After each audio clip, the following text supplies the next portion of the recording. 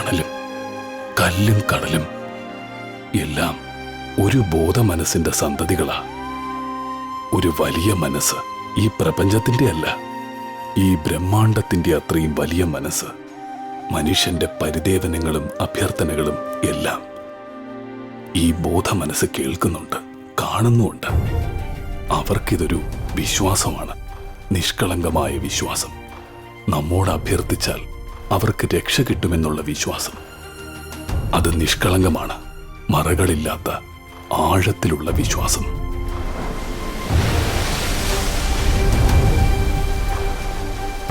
ബോധാനന്ദ, നാം പറഞ്ഞാലും കടല് കേൾക്കും.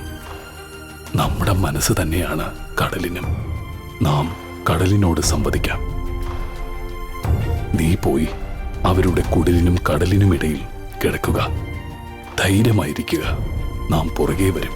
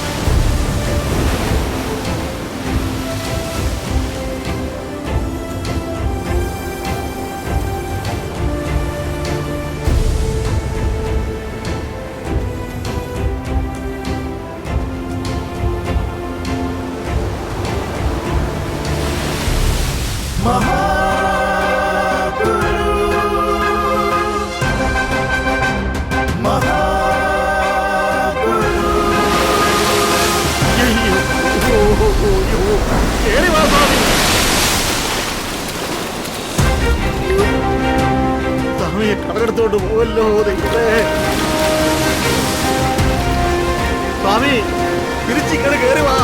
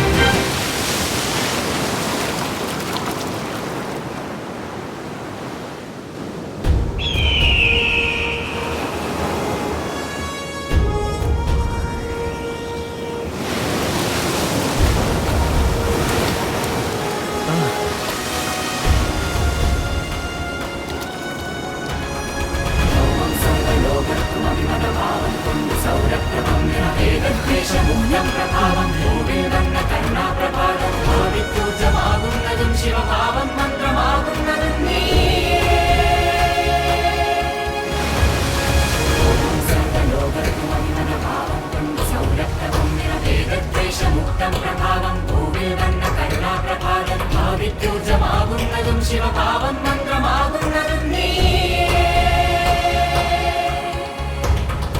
എങ്ങും ദേവരൂപം തിരഞ്ഞും എല്ലാം ഒന്ന് കണ്ണെന്നറിഞ്ഞും ഹൃദയസ്പന്ദമാകുന്ന ദേവാ സത്യം ജ്ഞാനമാനന്ദമെല്ലാം ദൈവം തന്നെ എന്നുള്ള മന്ത്രം നമ്മിൽ ചേർത്തൊരാത്മസ്വരൂപ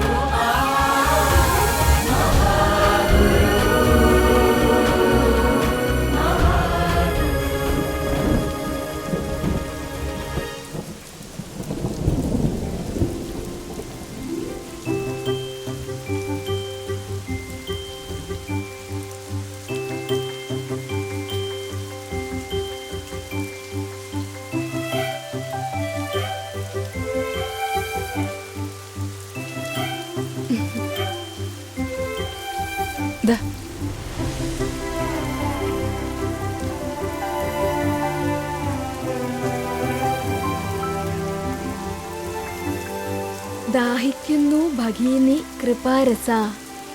ദാഹിക്കുന്നു ഭഗിനി കൃപാരസ മോഹനം കുളിർത്തണ്ണീരിതാശു നീ ഓമലേ തരു തെല്ലെന്നതു കേട്ടു രാമനോഹരി അമ്പരന്നോതിനാൾ അല്ലലെന്തു കഥയിതു കഷ്ടമേ അല്ലലാലങ്ങു ജാതി മറന്നിതോ നീചനാരിതൻ കയ്യാൽ ജലം വാങ്ങി യാചമിക്കുമോ ചൊല്ലെഴുമാര്യന്മാർ. വാക്കുകൾ കൊണ്ടൊരു ചിത്രം വരച്ചിരിക്കുന്നു. മനോഹരമായ ചിത്രം. ചണ്ടാല ഭിഷുകി. എല്ലാം ഒരു വർണ്ണചിത്രം. എല്ലാം ഒരു വർണ്ണചിത്രം പോലെ തെളിയുന്നില്ലേ? ഇല്ലേ? തെളിയുന്നു. പാളയുമായി കിണറിനരികിൽ നിൽക്കുന്ന മാതങ്കി, അരയിൽ കുടവുമായി ചെറിയ ചേലയും ഉടുത്ത് വലത് കൈയിൽ പാളയും കയറും വെച്ച് ഒരു വശം ചാഞ്ഞിരിക്കുന്ന മനോഹരി വരച്ചതുപോലെയുണ്ട്.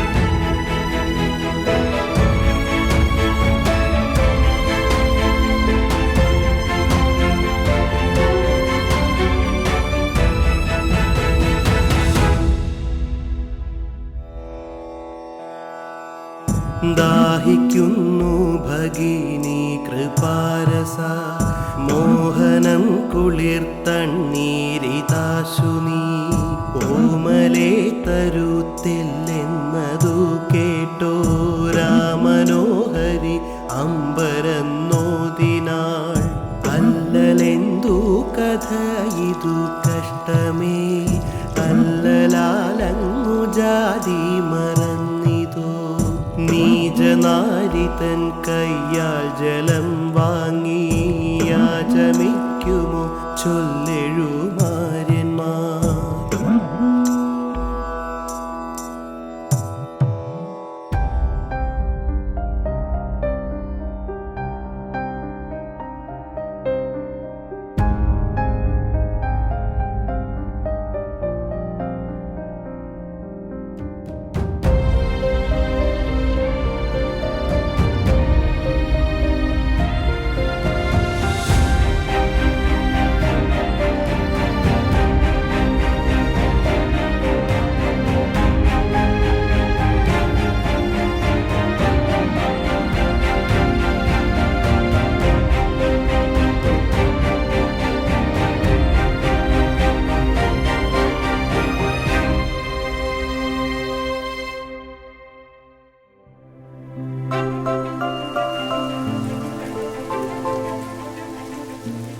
ഉള്ളൂരും അത് തന്നെയാ പറഞ്ഞത്.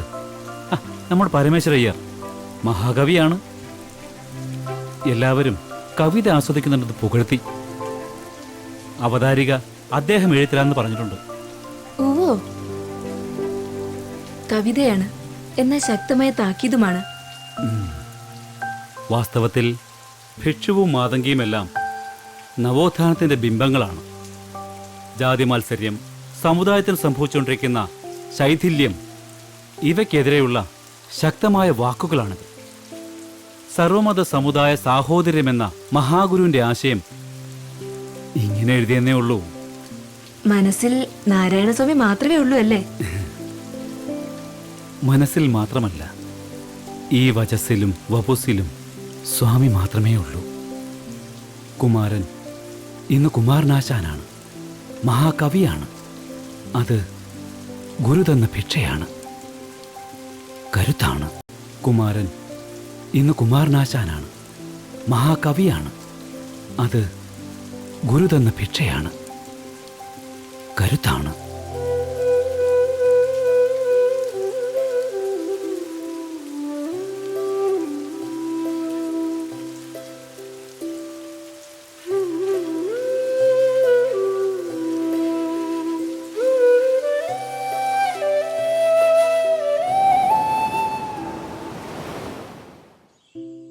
ഗൃഹസ്ഥാശ്രമത്തിലാവുമ്പോ കുമാരുവിന്റെ കവിത ആടി ഉലയുമെന്ന് നാം ഭയന്നിരുന്നു. കൂടുതൽ തിളങ്ങുന്നതേ ഉള്ളൂ. യോഗത്തിന്റെ സെക്രട്ടറി സ്ഥാനം വിട്ടതുകൊണ്ട് തിരക്കൽപ്പം കുറഞ്ഞു, ഏകാഗ്രത കിട്ടുന്നുണ്ട്. ഇപ്പൊ സദാസമയവും വാസവദത്തയുടെ പുറകെയാണ്. മുമ്പ് ചിന്താവിഷ്ടയായ സീതയുടെ പിന്നാലെ ആയിരുന്നല്ലോ. അല്പകാലം ഭാനുമതിയുടെ നിഴലുമായല്ലോ. മുരുക്കുമ്പുഴ കാളകണ്ഠേശ്വര ക്ഷേത്രത്തിൽ പ്രഭയുടെ പണിയുമായി, ഭക്തർക്ക് സമാധാനവുമായി. ശില, ദീപം, കണ്ണാടി, ഓം, ചിലമ്പ്, പീഠം, സ്വാമിയുടെ പ്രതിഷ്ഠകൾ തന്നെ മറ്റൊരു ചരിത്രം. കുമാരന്റെ പർണശാലയിലും വിശ്രമിച്ചു. ഇനി ശിവഗിരിയിലെത്തണം. കുമാരൻ കുടുംബവുമായി എത്തുക. അടുത്ത വാരം വരുന്നുണ്ട് സ്വാമി.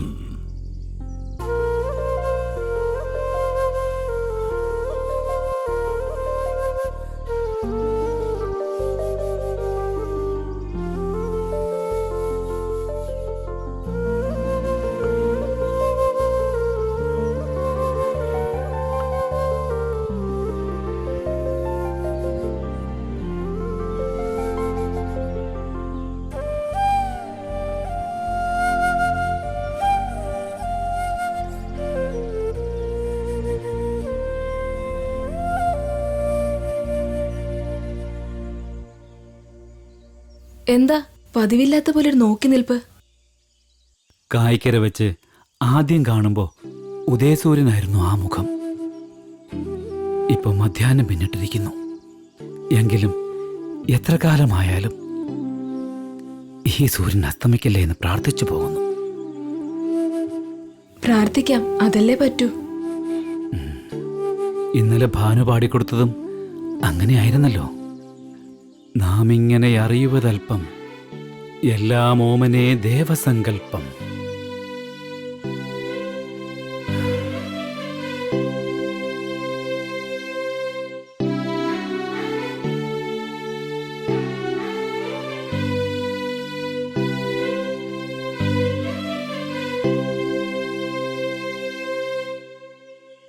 ഗുരുദേവ ദർശനങ്ങളും സന്ദേശങ്ങളും സമൂഹത്തിൽ ആഴത്തിൽ പ്രതിഫലിപ്പിച്ച നിരവധി പത്രങ്ങളും പത്രാധിപന്മാരും ഗുരുവിനൊപ്പം ചേർത്ത് വായിക്കാവുന്നതാണ്. ആരൊക്കെയാണ്? അതും ഒരു ഹിസ്റ്ററി അല്ലേ? പരവൂർ കേശവനാശാന്റെ സുജനാ നന്ദിനി, സഹോദരൻ അയ്യപ്പൻ, മിതവാദി കൃഷ്ണൻ, മൂർക്കോത്ത് കുമാരൻ, SNDP യോഗത്തിന്റെ മുഖപത്രമായ വിവേകോദയം, പിന്നെ 1911 CV കുഞ്ഞിരാമൻ സ്ഥാപിച്ച കേരള കൗമുദി. അതിപ്പോഴും കേരളത്തിന്റെ സിംഹഗർജനം തന്നെ. അപ്പോ ഒരു സെഞ്ചുറി കഴിഞ്ഞിരിക്കുന്നു. വണ്ടർഫുൾ. 108 വർഷങ്ങൾ, 4 തലമുറകൾ. ഐക്യ കേരളം പിറക്കുന്നതിന് മുമ്പാണ് കേരള കൗമുദി പിറന്നതെന്ന് ഓർക്കണം. ശ്രീനാരായണ ഗുരുവിന്റെ എല്ലാ അനുഗ്രഹവും ആശിസ്സും ഉണ്ടായിരുന്നു കേരള കൗമുദി എന്ന മഹാപ്രസ്ഥാനത്തിന്. വല്ലാത്തൊരു ജീനിയസ് ആയിരിക്കുമല്ലോ CV കുഞ്ഞിരാമൻ. തീർച്ചയായും സൂര്യന് കീഴിലുള്ള ഏത് വിഷയവും കൈകാര്യം ചെയ്ത ഒരു പ്രതിഭാശാലി. 1 നൂറ്റാണ്ട് മുമ്പേ അദ്ദേഹം തുടങ്ങിവെച്ച പങ്ക്തികൾ കേട്ടാൽ അതിശയിച്ചു പോകും. ചിരിയും ചിന്തയും, വിജ്ഞാന ശകലങ്ങൾ, വിനോദവീഥി, സ്ത്രീലോകം, ആരോഗ്യരംഗം, വാരാവൃത്താന്തങ്ങൾ, ബാലജന സഖ്യം. എന്തൊരു ദീർഘവീക്ഷണം. ശരിക്കും ഗുരുവിന്റെ പ്രിയ ശിഷ്യൻ തന്നെ. അതെ, സഞ്ചാര സ്വാതന്ത്ര്യം, ക്ഷേത്രപ്രവേശനം, പൗരസമത്വവാദം, പ്രായപൂർത്തി വോട്ടവകാശം എന്നീ വിഷയങ്ങളിൽ കേരള കൗമുദി നടത്തിയ പോരാട്ടങ്ങൾക്ക് പിന്നിൽ ഗുരുദേവ സന്ദേശങ്ങൾ ഉൾക്കൊണ്ട CV കുഞ്ഞിരാമൻ തന്നെയായിരുന്നു. അസാധാരണ സന്ദർഭങ്ങളിൽ എഡിറ്റോറിയൽ കൊടുക്കേണ്ട സ്ഥലം ഒഴിച്ചിടുന്ന രീതിക്കും തുടക്കം കുറിച്ചു. അത് പുതിയ കന്തപുരത്തം എന്ന ഞാൻ ധരിച്ചിരുന്നത്. അല്ല, ശ്രീനാരായണ ഗുരുവിന്റെയും ബോധാനന്ദ സ്വാമിയുടെയും സമാധിവേളയിൽ കേരള കൗമുദി അങ്ങനെയാണ് പുറത്തിറങ്ങിയത്. ഗുരുവിന്റെ സമാധി ചിത്രം പ്രസിദ്ധീകരിച്ചതും കേരള കൗമുദി മാത്രമായിരുന്നു. ശ്രീനാരായണ ഗുരുവിന്റെയും ബോധാനന്ദ സ്വാമിയുടെയും സമാധിവേളയിൽ കേരള കൗമുദി അങ്ങനെയാണ് പുറത്തിറങ്ങിയത്. ഗുരുവിന്റെ സമാധി ചിത്രം പ്രസിദ്ധീകരിച്ചതും കേരള കൗമുദി മാത്രമായിരുന്നു. കേരള കൗമുദി ഇപ്പോഴും ആ പാതയിലൂടെയാണല്ലോ മുന്നേറുന്നത്. കേരള കൗമുദി പത്രത്തിന്റെ ആപ്തവാക്യം തന്നെ ഗുരുദേവ മുദ്രയ്ക്കൊപ്പം ഒരു ജാതി, ഒരു മതം, ഒരു ദൈവം മനുഷ്യന് എന്നാണ്. CV കുഞ്ഞിരാമന്റെ പുത്രനായ K സുകുമാരൻ കേരളത്തിൽ എക്കാലവും പത്രാധിപർ എന്നതിന്റെ പര്യായം തന്നെയായി മാറി. ബാലറ്റിലൂടെ ലോകത്തിലാദ്യമായി കമ്മ്യൂണിസ്റ്റ് മന്ത്രിസഭ അധികാരത്തിൽ വന്നപ്പോ കേരള കൗമുദിയും പത്രാധിപരും സ്വാഗതം ചെയ്തു. പക്ഷേ അതിനെതിരെ ഉയർന്ന വിമോചന സമരത്തെ നഖശികാന്തം എതിർക്കുകയും ചെയ്തു. അവശ്യ വിഭാഗങ്ങളുടെ സംവരണാവകാശത്തെ EMS സർക്കാർ ചോദ്യം ചെയ്തപ്പോ EMS ഇരിക്കുന്ന അതേ വേദിയിൽ തന്നെ പത്രാധിപർ സിംഹത്തെ പോലെ ഗർജിച്ചു. അതാണ് പ്രസിദ്ധമായ കുളത്തൂർ പ്രസംഗം. പത്രാധിപർ K സുകുമാരനെ പത്മഭൂഷൺ ബഹുമതി ലഭിച്ചു അല്ലേ? അതെ. കേരള കൗമുദിയെ സാധാരണക്കാരന്റെ ജനകീയ പത്രമാക്കിയത് പത്രാധിപരും പിന്നീട് വന്ന സാരഥികളുമാണ്. 108 വർഷങ്ങൾ ഗുരുമാർഗത്തിൽ നിന്നും വ്യതിചലിക്കാതെ മുന്നേറുന്ന പത്രം ഒരു മാതൃക തന്നെയാണ്. തീർച്ചയായും KR നാരായണനെ രാഷ്ട്രപതിയാക്കണമെന്നും മികച്ച ശാസ്ത്രജ്ഞനും ജീനിയസുമായ അബ്ദുൽ കലാമിനെ രാഷ്ട്രപതിയാക്കണമെന്നും ആവശ്യപ്പെട്ട് കേരള കൗമുദി എഡിറ്റോറിയൽ എഴുതുകയുണ്ടായി. രണ്ടും പൂവണിയുകയും ചെയ്തു. ഗുരുകൃപ കൊണ്ട് തന്നെ 4ാം തലമുറയിൽപ്പെട്ട ദീപു രവിയും ദർശൻ രവിയും അഞ്ജു ശ്രീനിവാസനും മുൻഗാമികളുടെ കാൽപ്പാടുകൾ തന്നെ പിന്തുടർന്നു. അതും ഒരു ചരിത്ര സൗഭാഗ്യം. ഗുരുവുമായി CV കുഞ്ഞുരാമൻ നടത്തിയ അഭിമുഖം നെത്തിൽ കണ്ടു. എങ്ങനെയായിരുന്നു അതൊക്കെ? ചരിത്രത്തിലെ നാഴിക കല്ലുകളാണ്. ലഘുവായി നമുക്ക് ആ വഴിയോര കാഴ്ചകൾ കാണാം. എന്താ? യെസ്.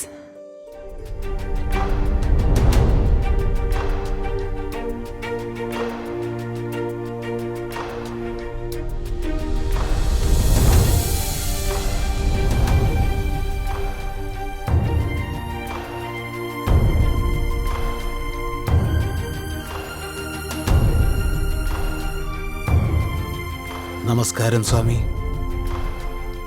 സ്വാമി ധ്യാനത്തിലാണ്.